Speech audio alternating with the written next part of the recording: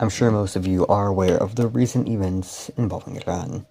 If you don't know, on March 1st, 2026, the US and Israel launched an illegal bombing of Iran's capital of Tehran. Iran's Supreme Leader, Ali Khamenei, excuse my pronunciation, was killed in the attacks. Now, I've seen many people shocked that so many socialists are coming to Iran's defense in this. Many are accusing us of sympathizing with the Islamic fundamentalist regime, which isn't really the case. The majority of socialists despise the regime itself, but there's one thing they would despise more: imperialism. Of course, no event exists in a vacuum, and to understand why the US and Israel are attacking Iran, we must go back to the 1950s. Iran at the time was known as the Imperial State of Iran, a semi-constitutional monarchy under the Pahlavi dynasty, excuse my pronunciation, and effectively a British puppet state. All of the country's vast amounts of oil were controlled by the UK, which deeply and negatively impacted the general populace. All this led to Mohammad Mossadegh, once again, excuse my pronunciation, gaining power in 1951 as the Prime Minister. Some people have conflated Mossadegh's policies with socialism. This is not true. He was very much a nationalist liberal. His party was literally called the National Front. He did, however, nationalize Iran's oil industry, which the UK disliked, to put it lightly. Several international companies proceeded to boycott Iranian oil. Several worker strikes and protests erupted. The Shah's imperial guards attempted a coup. Iran was in chaos. Mossadegh sent the armed forces to calm the protests. However, this meant that they couldn't exactly defend the country itself. The CIA and MI6, the intelligence agencies of the US and UK respectively, launched a coup, deposed Mossadegh, and instituted an oppressive military dictatorship. This dictatorship, however, proved quite profitable, and Iran's wealth skyrocketed. But absolutely none of this wanted the general populace. However, in the 1960s, there was a serious economic crisis. Of course, the general populace did feel this. Two main opposition factions existed: the Socialists and the Islamic fundamentalists. The Socialists, however, had been crippled by Western imperialists and their puppet regime, and were hence unable to gain power. Thus, the Islamic fundamentalists gained power, and formed the Islamic Republic of Iran in 1979. Now that we've got some basic history down, we need to ask, where's it about Iran? The Islamic Republic has held a brutal regime in Iran that strips many of their basic human rights. While some stuff said about Iran is certainly exaggerated, the government is by no means a good one. Most socialists will say this under the right pretext. So why are we intent on supporting it? The driving force behind the US and Israel's attacks on Iran is imperialism. Full stop.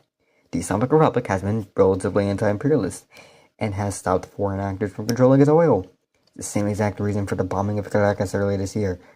Like, honestly, the only people who have a right to kill a country's leader are the citizens of said country. No foreign actors, no foreign bombs. If another country kills a leader, do you really think they're going to do what's best for the country? They're going to serve their own interests, and more times than not, make things worse. Look at Iraq, look at Libya, look at every leader killed by US imperialism and the result of their country. As I've repeatedly stated, the Iranian government is in no way a remotely decent governance. But the US is not the bringer of peace and justice and democracy and freedom that you think it is. It is the largest terrorist organization on the face of the earth. It's also important to note that the Islamic Republic is staunchly anti-Zionist and tries to combat Israeli hegemony and reason. I'd like to note that I do overwhelmingly support the end of the Islamic Republic, but the US and Israel should not be the ones to do it. I'd like to quote something from actual Iranians now, a statement from the Communist Party of Iran.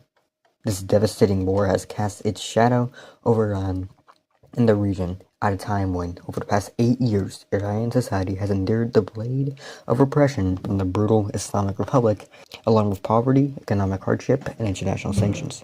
During this period, society has witnessed thousands of labor strikes, 4 mass uprisings, and popular surges. The continued protest movement by the most deprived social groups. Despite the horrific killing of protesters during the recent nationwide uprising on January 8th and 9th, and despite its campaign of intimidation, the Islamic Republic has failed to impose fear on society. People quickly moved beyond the initial shock and disbelief and turned their grief and anger into solidarity and protest against the ruling political structure. Large funeral ceremonies and commemorations for the fallen, condemnation of the Islamic Republic crimes by broad sections of society, a nationwide school strike, and widespread student protests across universities all reflected the prevailing public mood. Throughout this entire period, U.S. imperialist parties have not only failed to support the movement to overthrow the Islamic Republic, but have acted against its interests. Under the current conditions, this reactionary war not only fails to support the social protest movements, it pushes them to the margins.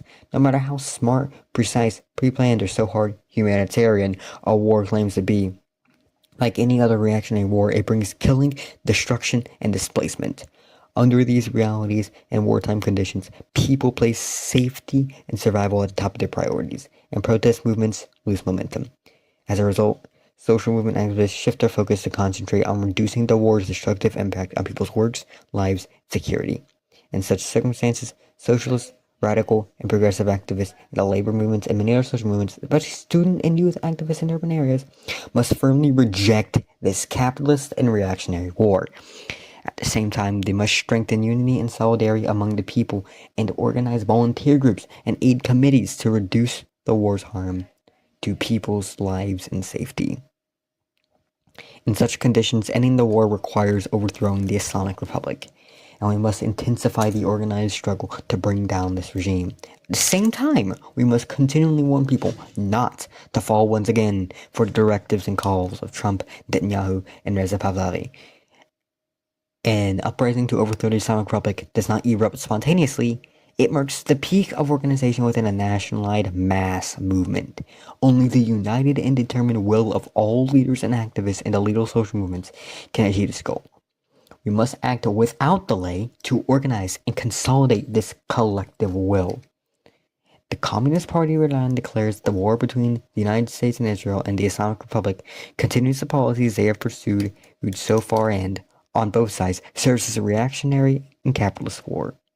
This war does not seek to free the people, it advances the geopolitical and economic interests of major powers. We reject any attempt to legitimize foreign intervention in the name of, quote, supporting the people.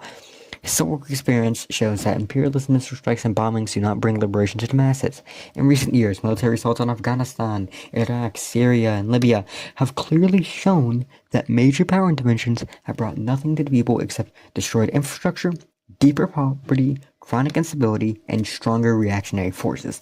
At the same time, we must not allow the criminal Islamic Republic, which stands as one side of this reactionary war, to use the pretext of defending the country against foreign aggression to securitize society and push social and protest movements to the margins. I don't fully agree that ending the war directly requires the overthrow of the Islamic Republic, but I agree with the general sentiment throughout the entire boat. Much of the information I've presented may seem contradictory. How can we support Iran while also supporting the overthrow of its government? Simple answer is, we don't support its government, but we oppose imperialism. We support its people. If you want to support me, or even if it's just my morale, be sure to like and subscribe, as well as check out my Substack to read my essays. This has been the Socialist Underanalyzer.